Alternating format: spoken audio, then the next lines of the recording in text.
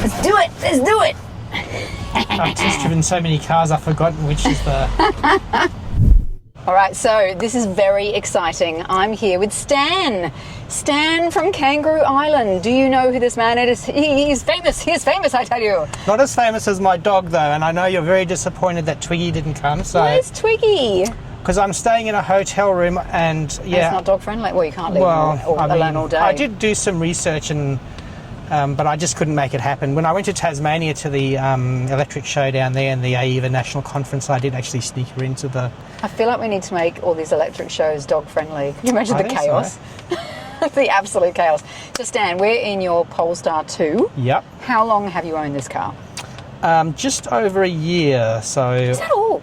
Yeah, so I got it the end of 2023. Just time flies, doesn't it? So the thing that's famous, and the reason you're famous, is that you have circumnavigated Australia in your Polestar 2. That's right. How long did it take you? It took me 33 days, and I went Kangaroo Island, Perth, Broome, Darwin, Tennant Creek, Mount Isa, Rockhampton, Brisbane, Sydney, Melbourne, and then I did the Great Ocean Road just for the heck of it and went back to Kangaroo Island. Where did you find the kind of driest in terms of charging?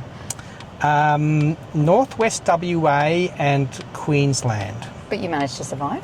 Yeah, so the main strategy that you use is you charge overnight in caravan parks. I see. So that's always the plan B.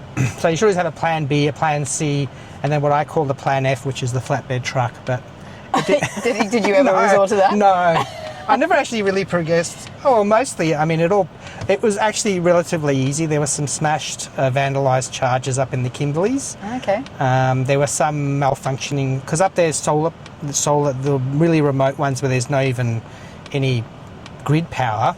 They're solar charged with diesel generator backups. Mm-hmm. So they're like in the Nullarbor. Hence all those lovely jokes from trolls about they're all powered by diesel generators, which is garbage. It's like there's no grid power, so with there's no option basically other than that. And to be honest, the generator doesn't kick on because at this point not many people are brave or crazy enough to do it. So generally except me and my dog. Once you get up there to those remote areas, you generally don't find anyone in the charger when you get there. It's not something you have to worry about. No charge anxiety once you get there. It's not going to be occupied. Yeah, so a lot of those remote chargers have like a 120 kilowatt hour battery attached to them. So they have enough for one or two cars. Wow. With the third car that pulls up, that's when the generator will kick in. So the generator would be rarely used? Oh, that's not interesting. Yeah. So what inspired you to drive around the country?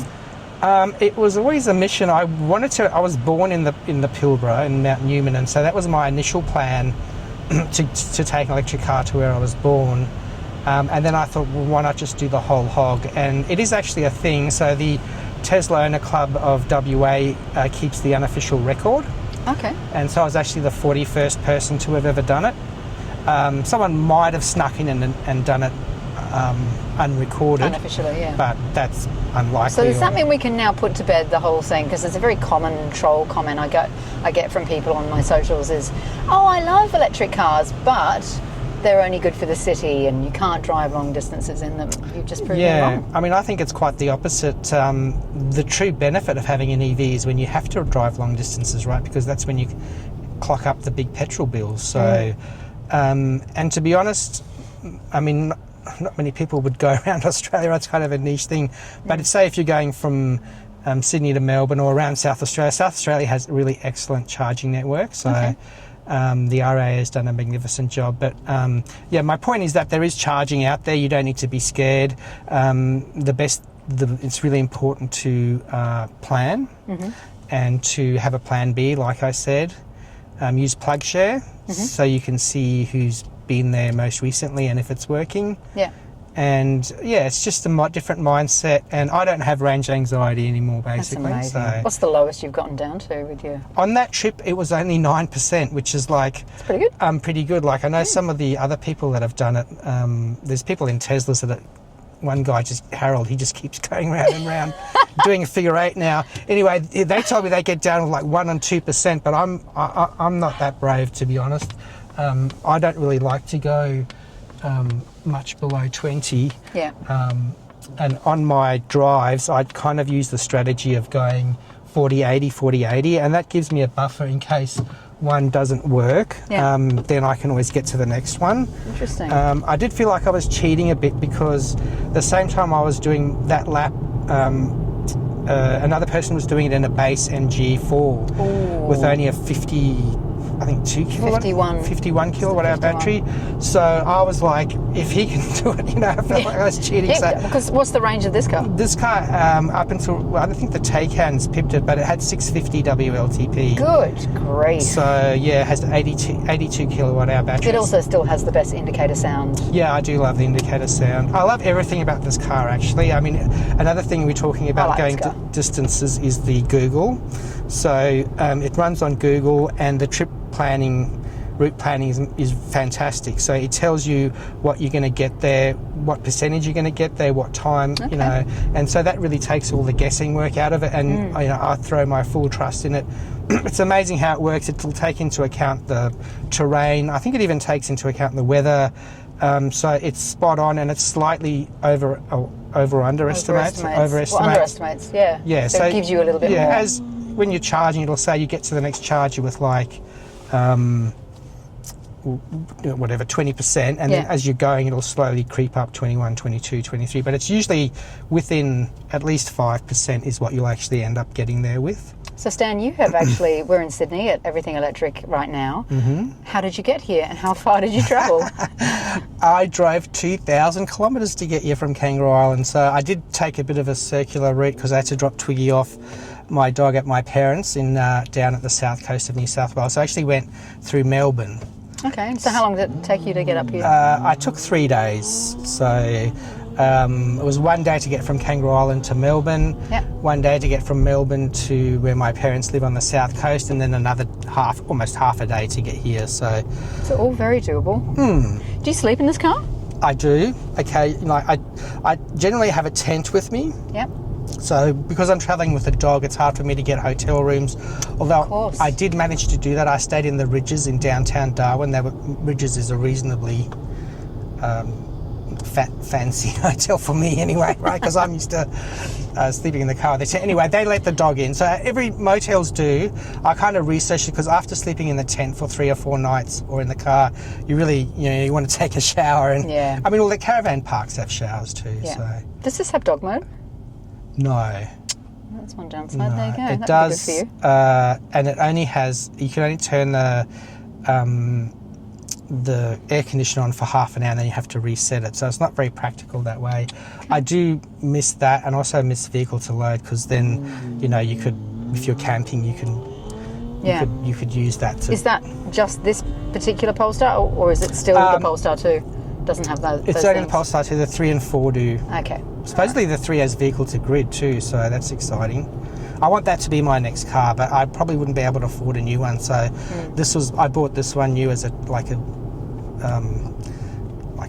treat, if that's the right word for a car. I don't know. But anyway, you've certainly been getting your money's worth out of it. Yeah. So you must have some pretty exciting cables going on if you're charging at caravan parks. Have you just got every cable known to? Yeah, that's the other thing. If you're road tripping, you make sure you have all the cables. Some of them are bring your own, like the Type 2s. Yeah. I think I can turn this way. Yeah. Might get us lost, but anyway. We can just go around. We can just go round and round.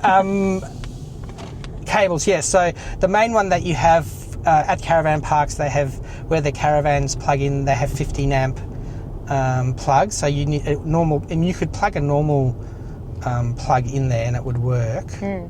But you get a 15 amp portable charger that you take with you, and that gives you about 3.5 kilowatts. Yep. And then you've got some funny plugs at caravan parks, haven't you, that you've got to potentially worry about? Yeah. Also, no, generally it's just the 15 amp. Is it? Yeah. It has a slightly... because the caravans. Yeah, of course. Yeah. So you can plug a normal plug in there, but then it won't do the... and you can turn the charger to go down if you're not wanting to use the 15 amp, just the normal 10 amp house plug. Yeah. So I did also have a portable 3-phase one with a 4-pin plug. So some mechanics and showgrounds have that, and that'll give you either 11 or 22 kilowatts depending on your onboard charger. Right. So that's a little bit faster, and I did use that on 2 occasions. Worth it then? At the Port Hedland Hotel, because the charger was blocked by construction.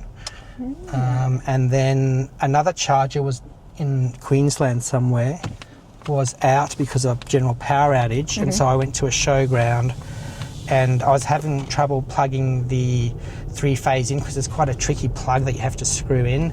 And luckily there was some farrier from stock hands from stations up there doing a farrier's course, and I felt very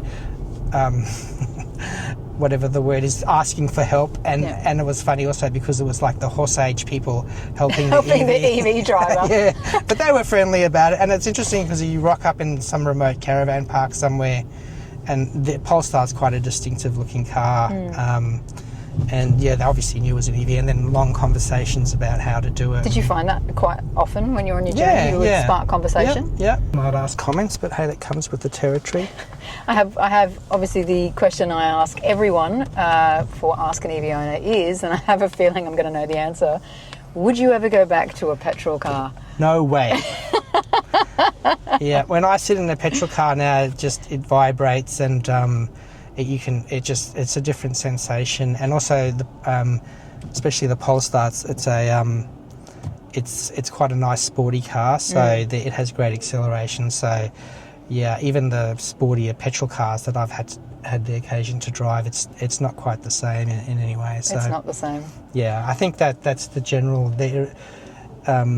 thing, like you say, is once you drive an electric car and you figure it out, you're very unlikely to go back. You're very unlikely to go back. That is brilliant. Oh, thank you so much, Stan. That is worries. Fantastic. Get an EV and go on a road trip. There you go. You've heard it from the guy who's done it. And so we can put to bed that myth that electric cars can't travel long distances, because you have actually done it. That's right. And I'm sorry I couldn't bring Twiggy. I'll have to come back, and she can sit up the back there, and you can record her, and everyone can just basically watch the dog. Yeah, and she can tell you how much she likes being in an EV too. Well, I'll hold you to that. There you go. All right. Thanks, Sarah. You keep up the great work too. Thanks, Dan.